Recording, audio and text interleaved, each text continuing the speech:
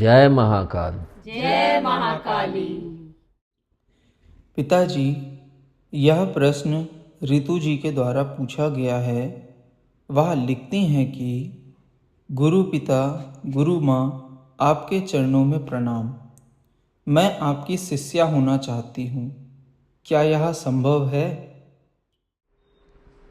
बेटा, आपने जो पूछा कि शिष्या बनना चाहती हूँ, पहले भी कई लोग पूछ चुके हैं और मैंने पहले भी कहा है कि मैं गुरु पद को नहीं स्वीकार करता हूँ, वह मुझे अच्छा नहीं लगता है। लेकिन पिता का पद मुझे अच्छा लगता है। वैसे भी अगर देखा जाए तो पिता भी गुरु होता है, माँ भी गुरु ही होती है। तो आप गुरु पिता कह सकते हैं या पिता गुरु कह सकते हैं, पिता लगा के कहिए, सिर्फ गुरु हमें उचित नहीं लगता है। और आपने जो कहा कि शिष्या बन सकती हूँ, तो हर व्यक्ति अपने पिता से जुड़ सकता है, उसके लिए कोई भी रुकावट नहीं है। लेकिन अगर आपके मन में यह है कि वहाँ पे हम अपने गुरु पिता के साथ रहने के लिए स्थान होगा, वहाँ रहूँगा, उनका कोई आश्रम होगा, तो यह सब चीज़ें कुछ भी नहीं है। ना तो मेरे पास कोई रहने का स्थान है और ना कोई आश्रम है।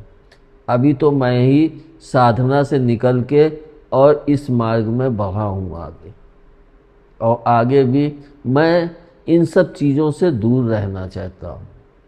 मैं सिर्फ कि आप लोगों को ज्ञान दूँ, आप लोगों को वह जप व मार्ग बताऊँ, आप लोग घर में ही कीजिए। जिसको मैंने कहा भी है कि घर एक मंदिर है, तो हम अपने मंदिर में ही बैठ के उन चीज़ों को प्राप्त कर सकते हैं। लेकिन जिन्होंने कि हमको इस संसार रूपी माया से हट के और उसको प्राप्त करना है, तो वे फिर वनप्रस्थ या गुफा में जाके तब वे अपनी साधना को करते हैं। लेकिन वह हर एक के लिए संभव नहीं होता है।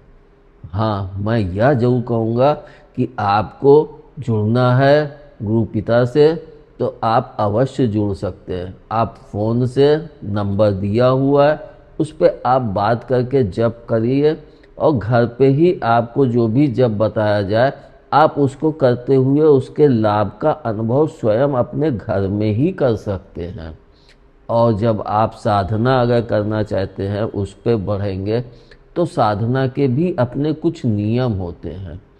शुरू में तो मैं आपको मंत्र जप दूंगा, लेकिन जब आप थोड़ी सी अच्छी ऊंचाई प्राप्त कर लेंगे और फिर अपने गुरु को अपने पास अनुभव करने लगेंगे कि मेरे गुरु मेरे पास खड़े हैं, गुरु पिता, गुरु माता मेरे पास खड़े हैं, मेरे को दर्शन दे रहे हैं, या अनुभव आपको जिस दिन होने लगेगा, उस दिन से आपको उसी रूप में, आदर्श रूप में ही आगे का ज्ञान अपने गुरु माता पिता से मिलने लगेगा। इसलिए यह आप मत सोचिए कि आप शिष्या नहीं बन सकती हैं।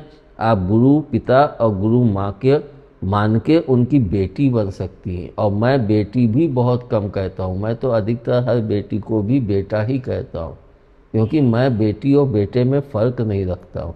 तो मेरे मुंह से अक्सर बेटा शब्द ही निकल जाता है, चाहे बेटी के लिए ही कह रहा हूँ। तो मैं किसी को भी ये नहीं कि आप स्त्री हैं तो आपको न, प्रभु ने जब पुरुष और स्त्री में कोई फर्क नहीं किया है, तो गुरु पिता भी आपका स्त्री और पुरुष में कोई फर्क नहीं करता है। लेकिन वह इन आडंबरों से आप लोगों को दूर रखना चाहता है कि आप लोग आए और गुरु के चरण, जैसे कि अभी एक घटना हुई थी, सिर्फ उनकी चरण रज लेने के लिए कितने लोगों की मौत हो गई। तो यह सब चीज़ें यह दिखाती हैं कि हम लोग भाव में बह के कितना मतलब अपने को पेश कर देते हैं कि नहीं उनकी चरण रज मिल जाएगी। तो वो, जिसको मैंने कई जगह देखा है, हमारे कानपुर में ही एक स्थान था माँ का, पहले तो बीच में बहुत खिला था उधर, लेकिन अब पता नहीं, क्योंकि मैं उस क्षेत्र को छोड़ चुका हूँ। तो वहाँ पे नवरात्रि में बहुत लंबी लाइन लगती थी, शायद अष्टमी को लगती थी कि सप्तमी को लगती थी, इतना नहीं याद है।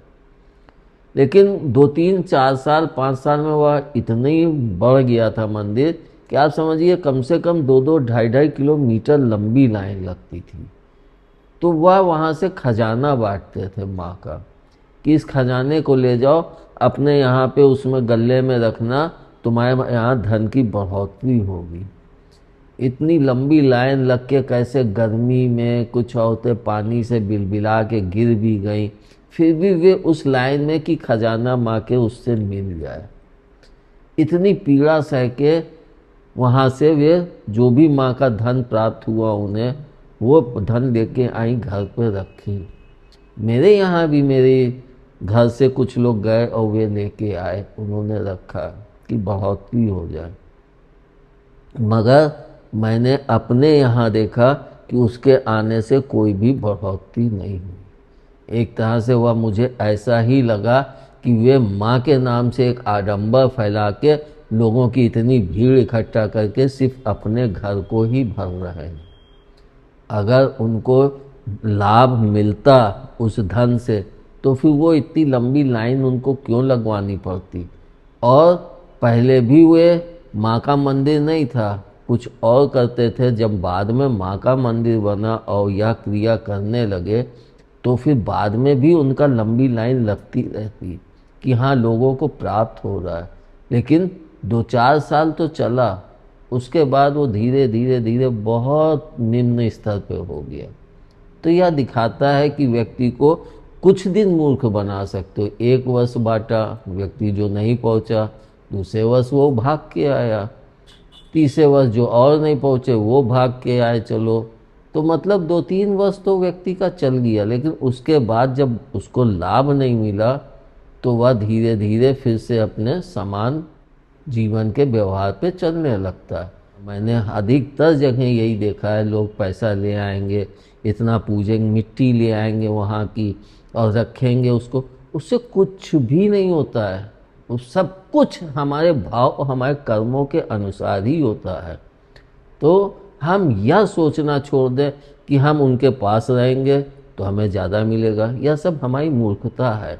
हमें वे मार्गदर्शन दें, हम घर में ही बैठ के वह अनुभव प्राप्त करें। जब हम अनुभव प्राप्त करेंगे तो हमारी वेव्स हमारे घर में भी सुधार करेंगी और हमारा सुधार तो अपने आप होने ही लगेगा। इसलिए वहाँ पे भी हमारी यही भावना रहेगी कि हम तो जप करके अपना सुधार कर ही रहे हैं, लेकिन हमारे जप से जो हमारी किरणें निकल रही हैं वे हमारे माता पिता, हमारे भाई बहन, हमारे घर में भी एक सुधार का आरंभ कर देंगी, क्योंकि अच्छी किरणें हमेशा सुधारती ही हैं। और जब व्यक्ति बुरे कर्म करता है तो आप उस घर में जाइए, आप अगर अच्छे उस मार्ग पे चल रहे हैं तो आपको सर में दर्द होने लगेगा। यह अनुभव कराता है कि यहाँ की जो भी निगेटिविटी है वो अच्छी नहीं है, और हम लोगों का दिमाग तुरंत बता देता है। जैसे कि हम लोग जानवरों को देखते हैं, भूकंप आने वाला होता है या ज्वालामुखी फट तो जानवर भागने लगते, उनको प्रथम ज्ञान मिल जाता है कि कुछ घटना होने वाली या ये घटना होने वाली। जब जानवरों को मिल जाता है तो हम मनुष्यों को क्यों नहीं मिलता है? हम मनुष्यों को भी मिलता है, लेकिन हम माया में इतना लिप्त हो गए हैं कि हम उन चीज़ों को अपनी जागृत ही नहीं करते हैं कि वे हमसे टच होकर वह अनुभव कराएं कि यह घटना होने वाली है। और जो इतने सूक्ष्म हो जाते हैं उन्हें पहले से पता हो जाता है कि यह घटना होने वाली है। इसलिए मेरा हर बच्चे के लिए, पहले भी कई बच्चों ने पूछा, लेकिन मैं किसी को भी यह नहीं कहता हूँ कि आप यहाँ आएँ। आप फ़ोन के द्वारा ही जब पूछें और घर पे ही करें, कोई पैसा नहीं, कोई वो नहीं। जब आपको लाभ मिले फिर आपका जो भाव हो वो आप दरबार में पेश कर सकते हैं, और जब आपको लाभ मिले आपका भाव तो आप दरबार में दर्शन करने आ सकते हैं। लेकिन यह सोच के कभी ना आइएगा कि वहाँ पे गुरु जी के पास या गुरु पिता के पास रहने को स्थान मिल जाएगा या वे अपने आश्रम में रख लेंगे। यह चीज़ दिमाग से एकदम हटा दीजिएगा कि मैं भी कोई आश्रम या कोई उसका मालिक नहीं होगा, प्रभु ने अभी उसका निर्माण कराया है। तो हम सिर्फ इतना कह सकते हैं कि आप शिष्या न बन के बेटी बन के और घर पे ही उस जप को करके और जो आप लाभ प्राप्त करना चाहते हैं वैसा अनुभव वैसा भाव आप घर पे ही प्राप्त कर सकते हैं। तो आप लोग इस प्रकार के किसी भी आडंबर में मत फंसिए, सिर्फ घर पे जप कीजिए। घर हमारा मंदिर है, अपने भाव को वहीं जागृत कीजिए और जागृत करने के बाद वहीं घर बैठे ही अनुभव कीजिए। तो आपको लगेगा कि हाँ, मैंने अपने गुरु पिता के आदेशानुसार इस जप को किया तो मेरे को यह दिव्य अनुभव की प्राप्ति हुई। धन्यवाद। जय महाकाल। जय महाकाली।